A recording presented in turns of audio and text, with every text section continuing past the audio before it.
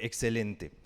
Durante varias semanas estuvimos enseñando Segunda de Timoteo. Empezamos por Filemón, luego Segunda de Timoteo, y hoy vamos a cerrar nuestra predicación de Segunda de Timoteo en lo que considero es el texto central de esta carta. Recordemos que esta carta es probablemente la última que escribió el apóstol Pablo, porque él ya estaba para morir. ¿Listo? Estaba en su último encarcelamiento y iba a fallecer. Pues le iban a quitar la vida. Y entonces lo que él dice es, voy a dar mi mensaje más importante, o es lo que nosotros consideramos. ¿Cómo se lee esto? Como el mensaje más importante. Lo que quiero comunicarle a este hijo en su fe, que era Timoteo. En primer lugar, lo primero que estudiamos en el primer capítulo era cuida del don que hay en ti. ¿Listo? Cuida del don que hay en ti. Y tuvimos un llamado para ejercitar eso a lo que Dios nos llamó. Luego también tuvimos un segundo mensaje acerca de fidelidad. La fidelidad cristiana que debe mantenerse hasta el final. Y el último mensaje, que fue hace unos 20 días, fue acerca de vivir con sabiduría. Como hombres y mujeres de Dios, en todo tiempo, en toda circunstancia, todas las generaciones son la última generación y no hay tiempos tan malos como estos. Toda la gente lo ha vivido así. Pero lo que es verdad es que sin importar el momento histórico que vivamos, Dios llama a sus hijos y a sus hijas a vivir con sabiduría. ¿Y qué es sabiduría? Es amar las escrituras, amar la palabra y ponerla en práctica. Y tuvimos ahí una definición a la cual vamos a volver. Es que esta es una iglesia de sana doctrina. Nadie sabe qué es doctrina, pero es sana doctrina. Y doctrina es muy fácil, son las enseñanzas bíblicas sobre Dios, las verdades bíblicas sobre la vida. Y sin lugar a dudas lo que demuestra este texto es que la verdad bíblica o la sana doctrina implica una vida sana. Y no me refiero solamente al peso y la presión y eso, sino me refiero a una vida sana. No puede ser, no, yo soy el que más conoce sobre la Trinidad, pero mis hijos esperan que no vuelva a casa en la tarde. ¿Sí? Yo soy el que más sabe del Espíritu Santo, pero es terrible estar conmigo en el trabajo. Eso no puede ser. Doctrina, sana doctrina implica una vida sana. Y vamos a ir, hoy vamos a finalizar y la enseñanza de hoy se llama Toda la Escritura. Y vamos a ir a 2 de Timoteo, capítulo 3, versículo 14.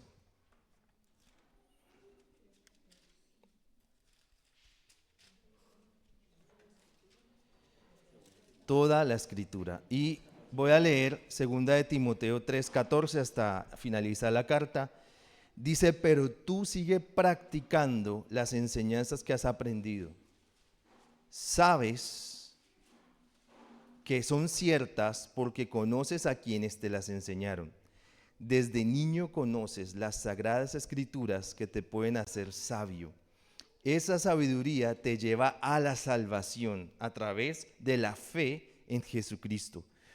Toda la escritura es un mensaje enviado por Dios y es útil para enseñar, reprender, corregir e instruir, es decir, mostrar a la gente cómo vivir de la manera que Dios manda, para que el hombre de Dios, el siervo de Dios, esté listo y completamente capacitado para toda buena obra. Cuando Jesucristo regrese como Rey, juzgará a los vivos y a los muertos. Así que ante Dios y Jesucristo te ordeno que anuncies el Evangelio y que insistas en todo momento, oportuno o no. Muéstrales lo malo que han hecho, corrígelos cuando se equivocan y anímalos. Push. Enseña siempre con mucha paciencia, porque llegarán tiempos en que la gente no querrá escuchar la verdadera enseñanza, o en muchas de sus versiones la sana doctrina, que conduce a una vida recta. Otra vez, ¿a qué conduce la sana doctrina? A eso, no a vestirse de una forma, no a hablar de una manera, no a pararse en un pedestal moral para juzgar a otros, sino para tener una vida recta. Y solo buscarán rodearse de maestros que los complazcan diciendo lo que quieren escuchar. La gente dejará de escuchar la verdad y comenzará a dejarse guiar por historias falsas. Pero no pierdas la calma. Soporta los sufrimientos y dedícate a contar la buena noticia y a cumplir los deberes de un siervo de Dios. Se acerca el momento de mi muerte. Mi vida ya se está ofreciendo como un sacrificio a Dios. Me fue bien en la competencia, he peleado bien, he terminado la carrera y no he perdido la fe. Ahora me espera una corona que recibiré como muestra de aprobación. El Señor, juez justo, me la dará ese día y también a todos los que esperan con anhelo su llegada. Muy bien, en los primeros versículos, del versículo 14 al 17, tenemos lo que es el centro de gravedad de la carta. Porque recordemos que es el mensaje final del apóstol a su hijo en la fe. ¿Y qué le dice? La palabra, la escritura es verdad. Y hay un ciclo: práctica, aprende, práctica. ¿Listo? Aprende, practica. Aprende, practica. La Biblia no se hizo para acumular títulos universitarios. La Biblia no se hizo para decir yo soy súper sabio, sino la Biblia permite que eso que adquirimos, la palabra de Dios, es para cambio y transformación. Sin eso no tiene sentido. Y todos de una forma u otra entendemos qué es lo que está pasando en nuestras vidas. Y en el versículo número 15 dice: desde niño conoces las sagradas escrituras que te pueden hacer sabio, y esa sabiduría es la salvación a través de la fe en Jesucristo. Y este es un punto importante, porque nuestros niños no pueden entrar solo en contacto con la Biblia los domingos ahí en ese escenario. Gracias por traer a los niños, por darle prioridad al espacio de los domingos y hacer que los chicos entren y escuchen la palabra de Dios. Pero si ese es el único espacio donde escuchan la Biblia, estamos haciendo las cosas mal. Porque nuestra responsabilidad como padres es comunicarles en su lenguaje la escritura, desde muy pequeños, desde la Biblia para bebés pequeñita, y después conforme va avanzando. En este momento ya, pues ella no lo lee, pero ya le estamos leyendo ya, no solamente pues la Biblia con dibujitos, sino ya partes de la Biblia. Si nosotros pretendemos que es aquí, simplemente aquí, la hora y 20 minutos que pasamos aquí, que nuestros niños van a ser discipulados, no funciona así. Recordemos ese principio en la ley judía donde dice que vas a enseñarle a tus hijos esos principios de la palabra. ¿Y quienes le enseñaban la ley en primer lugar a los niños? Eran sus propios padres. Y luego pues iban a las demás escuelas y eso. Pero miremos que la escritura tiene una función. Dice que es el mensaje ¿para qué? Enseñar, reprender, corregir y instruir. ¿Y qué es eso de, por dónde empezamos? Empezamos por enseñar. ¿Qué enseñamos? La doctrina. ¿Qué es la doctrina? Las verdades de Dios. ¿Dónde se encuentran las verdades de Dios? En la Biblia. En la Biblia. Digamos que uno de los grandes beneficios de la iglesia reformada, o sea, recordemos que la iglesia era católica, ¿cierto? Y en el siglo XVI, ¡pum!, hay un cambio y Dios permite una reforma. Entonces la gente, yo soy católico, yo soy protestante, ¿qué es lo que soy? ¿Sí? Y se necesitó hacer un catecismo, y ese fue el catecismo de Westminster. Y hay uno que se llama el catecismo menor. ¿Por qué creen que existe un catecismo menor? Porque está el gran catecismo y había un catecismo pequeñito para enseñárselo a los niños. Usted le enseña a los niños las verdades que están en la escritura. Y esos catecismos no era lo que dijo el Papa tal, lo que dijo Lutero, lo que dijo Calvino, lo que dijeron los anabautistas. No. Es lo que dice la Biblia. Y cada frase que se escribe allí iba sustentada por una serie de textos. Siempre debemos preguntarnos como cristianos por qué hacemos lo que hacemos. Y la única respuesta que podemos encontrar es en la Biblia. Y miren algo muy simple. ¿Alguien le tiene aquí miedo a algún animal? ¿Algún animal? Miedo, miedo, miedo. Al sapo, dicen aquí. Bueno, yo normalmente quiero aquí abrir mi corazón. Yo le tengo algo de miedo a los perros. ¿Listo? Y me ha pasado que yo voy en carretera, voy a ritmo, voy subiendo, voy enfocado y voy diciendo, estoy haciendo mi mejor tiempo. Y de repente en la siguiente curva aparece un perro.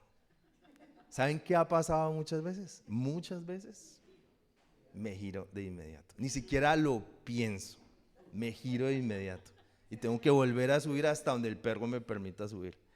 Entonces, si alguien observa ese comportamiento, me puede responder correctamente desde la psicología. Hay que ver cuál es la causa. No, es que usted de niño lo mordió un perro, entonces ese perro, o usted tenía unos perritos de juguete y en unas vacaciones su mamá se los botó. Entonces ese es el miedo que usted tiene, que es su perrito peluche que se va a vengar. Pero un cristiano debería pensar desde la escritura.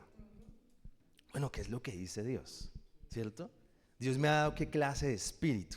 Un espíritu de miedo, que me he perdido tantos kilómetros, no por lesión, sino por perro. ¿Por qué? Porque, o sea, ¿qué es lo que afecta mi corazón? ¿Por qué le tengo temor a los perros? Pero más allá del por qué le tengo temor a los perros, ¿qué dice Dios acerca del temor? Es un ejemplo simple y espero en unas semanas decir que ya pude subir más allá de la curva donde está el perro. Pero el punto es, frente a las situaciones que enfrentamos en la vida, decimos, venga, ¿qué dirá el pastor? ¿Qué dirá la iglesia? ¿Qué dirá la gente? ¿Qué dice las redes? ¿Qué dice ChatGPT? ¿Qué dice la psicología? Cuando un creyente en primer lugar debería buscar la enseñanza bíblica, lo que la Biblia dice, la verdad de Dios. Porque, ojo, porque a mí me preocupa cuando la gente dice, la Biblia dice y se quedan en un solo versículo, cuando la Biblia es un todo coherente, una misma historia inspirada por Dios de principio a final. El segundo punto es reprender. Y reprender es que cuando nosotros leemos correctamente la escritura expone nuestro pecado. Expone nuestro pecado. Yo puedo aquí, imagínense que tuviéramos un adivino. Bueno, hoy les dicen profetas. Entonces el profeta se para acá y hacen fila. Y les dicen, usted, Estela, usted tiene este pecado, este pecado, este pecado. Siguiente, John, usted, Ladi, tan, y a todos les dicen, ¿sabe qué va a producir eso? Pena. Y la mitad son mentiras. Y es simplemente presumir lo que le pasa a una persona. ¿Y ustedes creen que por eso una persona va a cambiar? ¿Porque lo avergonzaron en público? El cambio viene cuando la palabra, estamos leyendo la Biblia y se nos muestra, no solamente cumplir el versículo diario, el capítulo diario, sino cuando ese texto golpea nuestro corazón. Y decimos, esto que tanto defiendo, como gato de barriga, ¿sí? ¿Se han visto los gatos de barriga cómo se defienden? Listo, así me defiendo. No, es que el amor es esto, es que mis pensamientos, mi filosofía, mi ideología, pero se estrellan con la Biblia. Y aunque me defienda como gato, boca abajo, boca arriba, la gravedad, no gravedad en el sentido de grave, sino la fuerza de gravedad que tiene la escritura, pondrá todo en su lugar, sin que nadie te lo diga, sino el mismo Espíritu redarguyéndote. Pero ¿para qué expone la palabra si no es para llevarnos al arrepentimiento? ¿Sí o no? Porque no, nos dimos cuenta que somos pecadores y la misma palabra nos lleva al arrepentimiento. Y luego decimos, reprende, corrige. ¿Sí lo ven? La Biblia no solamente, qué pereza la gente que siempre está criticando en un trabajo, ¿cierto? No, es que el jefe debió haber hecho eso así o asá. Es que en el nido deben hacer las cosas de tal forma o tal otra. Lo que importa es hacer, pensar y filosofar. Cada año, como las bacterias, se duplican los opinadores profesionales. Se duplican la gente que se pone en diarios a hablar contra la izquierda, contra la derecha. Pero si uno evaluara lo que muchos de esos opinadores han hecho, la suma es cero. Los opinadores son opinadores. Pero la palabra del Señor no solamente nos opina y nos dice lo que está mal, sino nos corrige, nos muestra el parámetro y hacia dónde tenemos que volver. Y eso me interesa, y hay algo muy potente porque es el jazz, ¿cierto? ¿Qué es el jazz? Unos músicos muy buenos, Bugayaz creo que va a ser pronto, ellos empiezan a tocar bajo una partitura, pero en cierto momento dejan de ver la partitura y son ellos, pero no suenan mal, ¿sí? No suenan mal. ¿Por qué? Porque hay dos parámetros que se mantienen. Uno es el ritmo y el otro es el tono. ¿Listo? Entonces usted puede ir a cualquier lado, pero se mantiene así. ¿La Biblia dice algo contra los cigarrillos electrónicos? Pues no. La Biblia dice sobre, en vez de formar relaciones en la iglesia, más bien ponerse a crear un agente AI que te alabe y te diga todo lo que quieres escuchar. No, la Biblia no lo dice. Pero, como el jazz, hay un tono y hay un ritmo. Y el Señor te va a decir respecto a tu vida si estás a tono y si estás a ritmo. Si eso que tanto defiendes con espada, con escudo y con lanza y jabalina realmente está construyendo tu vida o la está destruyendo. Es que es una necesidad y yo tengo que hacer esto y lo otro. ¿Estás actuando bajo la voluntad de Dios o estás afanado por ocupar y controlar? El control no es lo que hace el Señor.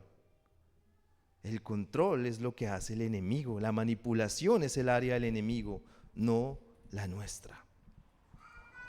Y por último, en ese texto dice, e instruir a la gente cómo vivir de la manera que Dios manda. Ese es el mandato bíblico. El mandato bíblico no es, es que esta iglesia vuela. Ya saben que hoy leímos Hebreos 2, mañana Hebreos 3, claro, me encanta que hagan eso. Pero ¿para qué leemos la Biblia? Para que se empiece a notar, no, pero es que pastor, yo ya llevo 20 años en esto, yo no necesito nada que corregir. ¿En serio? ¿En serio? No importa la edad que tengamos, siempre necesitamos sanar, corregir, alinearnos a la palabra de Dios. Y en la siguiente parte, Pablo habla acerca del regreso del Señor y en el versículo 2 insta a que Timoteo haga una obra de evangelista, es decir, mostrar a través del evangelio, pero ¿cómo lo hacen? Enseñar con paciencia, porque, versículo 3, enséñales siempre con mucha paciencia. 3, porque llegarán tiempos en que la gente no querrá escuchar la sana doctrina, es decir, la verdadera enseñanza que conduce a una vida recta, y solo buscarán rodearse de maestros que los complazca diciendo lo que quieren escuchar. Sería mucho más bombastic si yo aquí digo, les voy a dar los 5 pasos de liderazgo próspero, ¿cierto? Y hablo así. Ya la ropa la tengo, ya parezco un pastor play. Pero más allá de eso no me gusta. Entonces, yo los motivo y les doy una charla de liderazgo y motivación y les cuento una historia bien entretenida, y por ahí me acuerdo que estoy en una iglesia y al final pongo un versículo. Todos salimos contentos. ¿Quién no sale contento escuchando liderazgo, motivación? ¿Sí?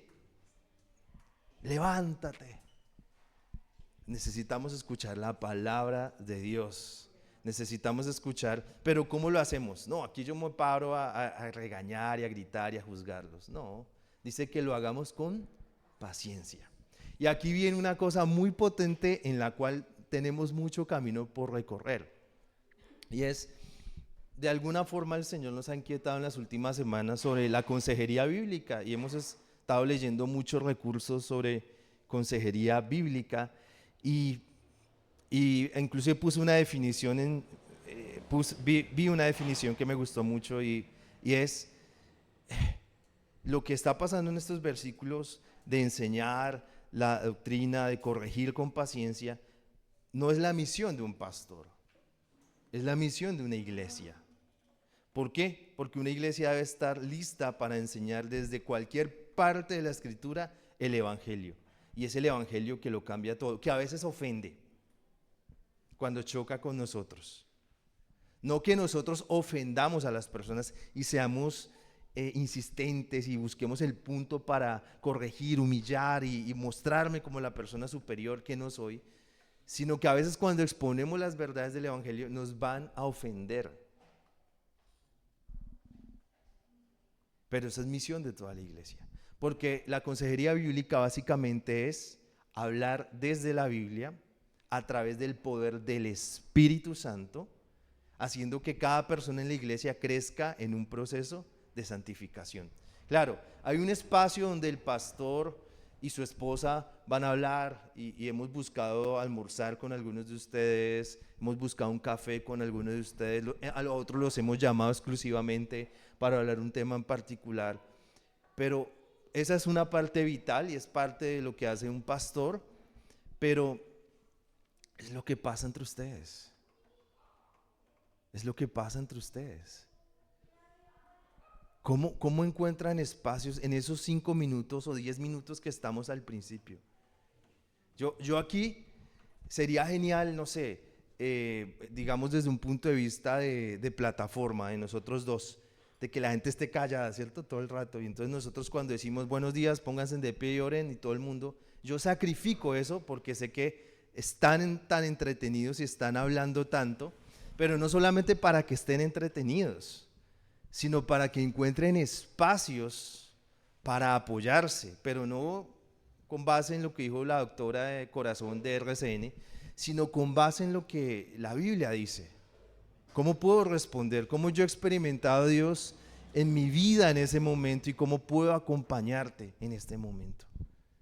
Eso es el gran poder de la consejería bíblica, una iglesia que se moviliza, una iglesia que practica la escritura, porque dice el versículo 5, no pierdas la calma, soporta los sufrimientos y dedícate a contar el evangelio y a cumplir los deberes de un siervo de Dios. La Biblia en ese ciclo aprende y practica, hace que los hombres y las mujeres de Dios puedan vivir el evangelio. Y si yo como profesor universitario, esto es hasta chistoso y corro el riesgo porque sé que algunos de mis estudiantes ven esto, que a veces hay temas que yo he enseñado en la universidad, que yo vi como estudiante y digo, ay, por fin lo entendí. ¿Sí? O sea, lo escribí, hice el ejercicio y dije, esto era así tan fácil. ¿Sí? Lo entendí 20 años después. Ahora, pero ellos como ven, ese profe como resolvió ese ejercicio, sabe mucho. Y es la primera vez en 41 años, u otra forma de decirlo, o faltándome 21 años para la pensión, que logré entender el ejercicio. Y así mismo, queridos, la iglesia no es un lugar, no es el concesionario de Tesla, ¿cierto? Todos los carros lindos, brillando, con motores muertos, no, nada de eso. La iglesia se parece más bien al taller de Manuel. El carro ahí que le falta una llanta, alguien chorreando aceite, pero aquí nos recuperamos a punta de terapia ocupacional, ¿cierto? La terapia ocupacional obliga a que usted camina y sirve. No, es que aquí hay que cumplir cierto estándar para empezar a servir y acompañar al otro. Estás aquí, estás matriculado.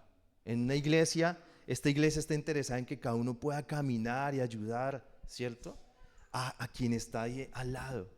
No, es que a mí me falta, a mí me sorprende el día en direcciones, fue este lunes, me sorprende lo duro que se dan ustedes. Que digan, no, es que a mí me falta tanto. No, ustedes ya han sido enteramente capacitados. No pierdas la calma, soporta los sufrimientos, dedícate a contar la buena noticia y cumplir los deberes de un siervo de Dios. Es Dios quien te capacita, es Dios quien está contigo. No esperes a que hagamos otras direcciones número 5 para empezar a servir. Ya es el momento de servir a otros. Lo tremendo es que el próximo fin de semana, así como mostramos lo del nido, vamos a tener algo que mostrar de lo que Dios va a hacer en Centro Vida esta semana. ¿Listo? ¿Sí? Entonces, cada semana queremos mostrar algo de lo que Dios está haciendo en esta iglesia. Anímese. ¿Y a dónde tengo que ir? ¿A Armenia? ¿Tengo que ir a Pereira, a la India? No. Probablemente lo que usted tiene que hacer está en su propia casa, está en su misma cuadra. Es algo sencillo de hacer. Ahora, vamos a ir al versículo 6 del capítulo 4 y es básicamente la despedida de Pablo. Y yo quiero que miren esto. Pablo habla descansando en el Señor en su pasado, en su presente y su futuro. ¿Listo? ¿Y cómo debería un cristiano enfrentar su vida? Con esta sobriedad respecto a su pasado, presente y futuro. Dice, se acerca el momento de mi muerte. Mi vida ya se está ofreciendo como un sacrificio a Dios. Me fue bien en la competencia, pasado. He peleado bien. He terminado la carrera y no he perdido la fe. ¿Listo? Pasado. Pasado. ¿Qué puedes hablar de tu pasado? Muy bien, y es algo que hemos tratado de enseñar esta semana a nuestras hijas y que hay que enseñárselo a nuestros hijos. Todos vamos a pecar, los niños van a pecar, las niñas pecan, los hombres y las mujeres pecamos. Pero cuando nos arrepentimos tenemos que tener la seguridad de que Él nos ha perdonado. Y cuando nos ha perdonado podemos hablar así de nuestro pasado. No, es que yo logré, yo hice. Miren, los que no han sido perdonados, los que realmente no han recibido perdón de Dios, se la pasan hablando de lo que hicieron hace 20 años. Es que yo era tan buen cristiano hace 20 años y yo llené un estadio y yo hice. Ellos no han sido perdonados porque siguen hablando de un pasado por allá histórico y lo que yo logré. No, los cristianos pueden hablar de su pasado, aunque sea malo, con libertad y con paz. Porque aún ese pasado doloroso y triste, Dios lo usa para que nuestras vidas sean, para mostrar que Dios produce cambios y transformación. Yo a veces siempre me culpaba por dos cosas, ¿sí? Una fue tener novia adolescente, lo peor que pude haber hecho. Y segundo, no haber ahorrado para mi casa, cuando tuve mucho dinero. La verdad, eso no fue tanto. Pero pensaba yo que recién empecé a trabajar debía, y siempre miraba mi pasado. Inclusive pensaba una estupidez. Si yo pudiera viajar al pasado, cambiaría esas dos cosas. Eso no se puede cambiar. Pero gracias a la cruz, tú puedes mirar tu pasado como una persona que ha peleado bien y que no ha perdido la fe. Dice, pero ahora hacia el futuro. Ahora me espera una corona que recibiré como muestra de aprobación. El Señor juez justo me la dará ese día y también a todos los que esperan con anhelo su llegada. La palabra que se escucha allí para corona no es la de un rey, no es de gobierno, sino es la coronita que se le daba a los atletas o a los soldados que llegaban vencedores. Y ese es tu futuro al mantenerte fiel al Señor. ¿Sí lo ves? ¿Cuál era el presente de Pablo? Iba a morir. ¿Y cómo lo decía? Ya casi me van a matar. No ignoraba su presente. ¿Listo? Pero a la vez, ¿cómo miraba su pasado? Lo he hecho bien, he acabado bien, porque Él era súper bueno, súper justo. No, porque en Cristo Él es bueno, porque en Cristo Él es justo, porque en Cristo es santificado.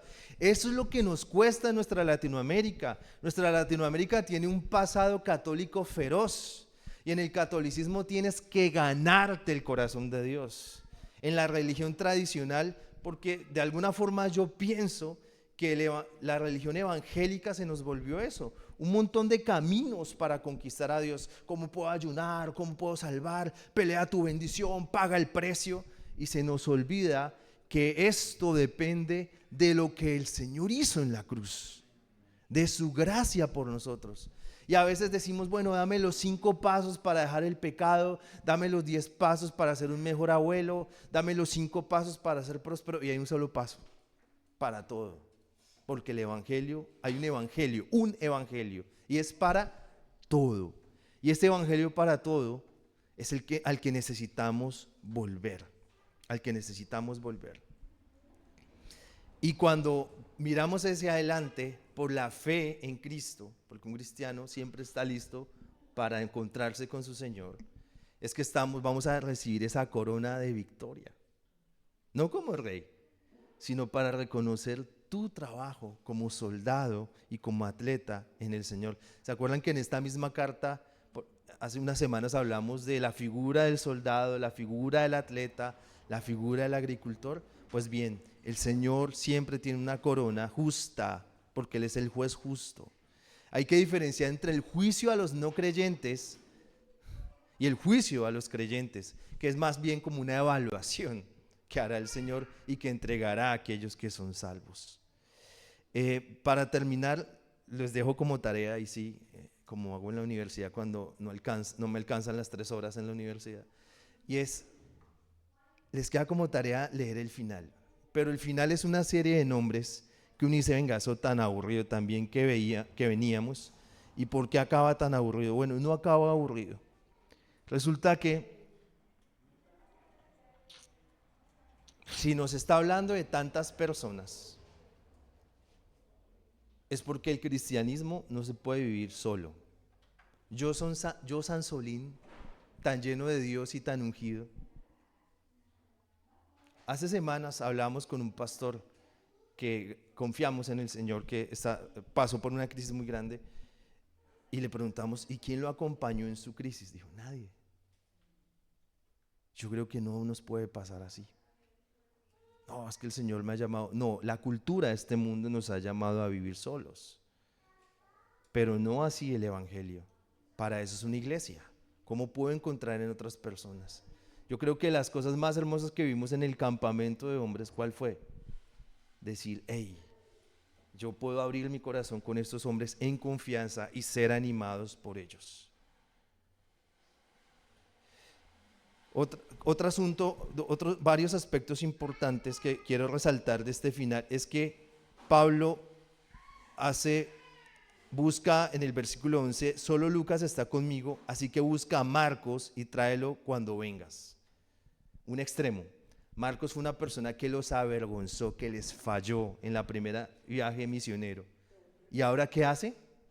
Lo necesito, porque Dios restauró esa relación. ¿Listo? Dios restaura relaciones, pero hay otro extremo muy fuerte que es el versículo 14. Alejandro el herrero me trató muy mal. El Señor lo castigará por lo que hizo, porque la venganza nunca nos corresponde a nosotros. A quien no le encanta ver esos videos como un hombre iba a ser atracado, pero su perrito Pitbull lo defendió, ¿cierto? O salieron los atracadores, vinieron por lana y salieron trasquilados, y el abogado que saca la pistola y mató a los 3 ladrones en justa defensa. ¿A quién no le gustan esas historias? Pero ¿qué dice la Biblia? Que la venganza es del Señor. Entonces miren los dos extremos. Uno, el de una relación restaurada, y el otro extremo, el de algo que estaba totalmente quebrado, que no se iba a restaurar, pero que la venganza ¿de quién era? Del Señor. Lo entrego en manos del Señor. ¿Listo? Ahí están los dos extremos. Porque a veces creemos que los cristianos somos el osito cariñosito y todo va a funcionar muy bien. Hay cosas que no se van a restaurar. ¿Y qué nos pide el Señor? Pues mientras esté en nuestro lado, hagámoslo. Pero si no es posible restaurarlo, se deja en manos del Señor. Pero nosotros nunca buscamos castigo ni venganza. Yo les digo, inclusive deudas económicas. Yo he tenido 2 personas a las cuales me debían dinero y dije, el Señor les va a cobrar. No, les dije, no, miren, su deuda es perdonada, porque yo no voy a seguir con este tema de estar peleando y esas cosas. Yo no estoy para eso. Porque se supone, bíblicamente, de acuerdo a Proverbios, que si usted presta es porque está dispuesto a perder ese dinero, básicamente. Entonces, usted dejó eso allí, yo dejé eso allí. Ya ni me acuerdo, la verdad, quiénes eran las personas, porque hace fue muchos años. Pero el tema es, hermano, de verdad, abandone en manos de Dios. Inclusive hubo una tercera persona que le debía a mi esposa y le dije a mi esposa, suelta eso, porque ella era cada mes, ay, nos falta suelta eso. Y años después, esa persona nos pagó, inclusive más dinero del que le habíamos prestado. Entonces, el tema es, hay cosas que se restauran, hay cosas que no. Y hay otra cosa muy interesante, y es en el versículo, se me perdió, el de los libros. Allá, versículo 13. Cuando vengas, por favor, trae la carpa que dejé en la casa de Carpo. También tráeme mis libros, especialmente los escritos en pergamino. Primero, si usted está en una cárcel romana, está en un hueco, va a llegar invierno, va a ser frío. Lo de la carpita era necesario, pero unos libros, no importa el lugar donde estamos, debemos seguir estudiando y leyendo la palabra. Yo sí tengo un asunto muy personal, esto no es bíblico sino personal. Yo como pastor sí quisiera que alguien diga, es lugar de honor, esa gente lee, ¿sí? Hay gente que se caracteriza porque es súper obediente al pastor y hay una cultura ahí, chévere eso. Pero la cultura del lugar de honor debe ser, es gente que lee, ¿sí? Sobre todo la Biblia, ¿no? No, leen Chespirito, no. Leen la Biblia, ¿cierto? Y su pasión por la Biblia los lleva a estudiar libros. No sé cuántas bibliotecas tienen, cuántas iglesias tienen una pequeña biblioteca al frente, por algo será, ¿no? Entonces, no solo es leer la escritura y llevarlos a leer más, pero siempre la escritura por encima de todo, la palabra de Dios por encima de todo. Y esto termina con algo que aquí dice: que el Señor esté contigo, que Dios los bendiga en abundancia. En otras versiones es: que Dios los bendiga, la gracia será con ustedes. Una pregunta, ¿esta carta qué dice? ¿Carta a quién? Pero ahí dice que la gracia sea ¿con quién? ¿Contigo? Con ustedes. Y miren qué dice aquí al final: que Dios los bendiga en abundancia. La gracia sea con ustedes, en esta versión es que Dios te bendiga, Timoteo. No, que Dios los bendiga. Eso significa que esta carta iba para el pastor, pero el pastor la leía a toda la comunidad. Una vez más el Señor diciéndonos: la gracia, el crecimiento es entre nosotros. Conversen, ámense, perdónense y crezcan en esta gracia del Señor. Vamos a orar y darle gracias a Dios por esta palabra. Padre, muchas gracias por tu palabra que nos das. Hoy recibimos de ti, Señor. Recibimos y te damos gracias por experimentarte durante el tiempo de oración y adoración. Te damos gracias por ser animados con estas buenas noticias que escuchamos del nido y cómo lo que hemos aportado se está utilizando bien. Señor, gracias por tu presencia y por tu gracia con nuestros niños, aquí con nosotros. Pero hoy pedimos, Señor, que nos ayudes a entender que es toda la Escritura, este mensaje central que hemos recibido. Toda la Escritura es inspirada por Dios, es decir, es respirada, exhalada por Dios. A esos hombres que la escribieron y que hoy la recibimos con nosotros. Por eso esta carta no termina en singular. La gracia es contigo, no, la gracia es con ustedes. La bondad de Dios, Dios los bendiga, Dios te bendiga, no, Dios los bendiga. Esta palabra es para nosotros. Iglesia, alza tus manos al cielo y recibe del Señor. No recibas una palabra simplemente, ay sí, qué mal estoy, no. Qué bueno es Dios contigo y qué grande es el amor y la gracia del Señor, que nos permite arrepentirnos y cambiar, para mirar un pasado redimido, para experimentar nuestro presente con la fe y la certeza de que Dios está con nosotros y para abrazar un futuro con Dios de nuestro lado. Iglesia, anímate. Iglesia, recibe fortaleza y sabiduría de Dios, porque lo que hemos recibido no son palabras de hombres, porque lo que hemos recibido es la palabra de Dios. El Señor está contigo. Yo no sé cuáles son tus retos de esta semana y ustedes ya se están preparando para cierta actividad, cierto compromiso, inclusive financiero. No estás solo, el Señor está contigo. Esta semana avanza en fe. No es una semana para retroceder, no es una semana para temer, no es una semana para estar preocupados por el futuro, no es una semana para esperar malas noticias, es una semana para sumergirte en la palabra de Dios, en las palabras de Dios. Sumergirte en la Escritura, sumérgete en el amor del Señor. Sal de este lugar con un doble ánimo, sal de este lugar con una doble energía que no viene de mis palabras, sino que viene del Espíritu Santo. El Espíritu Santo ha sido muy bueno con nosotros en esta mañana. Hemos podido experimentarle a algunos, inclusive de forma sensible. Pero más allá de eso, es que tienes en ti el poder de Dios para enfrentar esta semana y vivir cada cosa que vivas para su gloria. Llévate esto en tu corazón. Todo lo que voy a vivir en esta semana, sea bueno o sea desafiante, lo voy a vivir para la gloria de Dios. Para la gloria de Dios. Y hemos orado en el nombre de Jesús. Amén.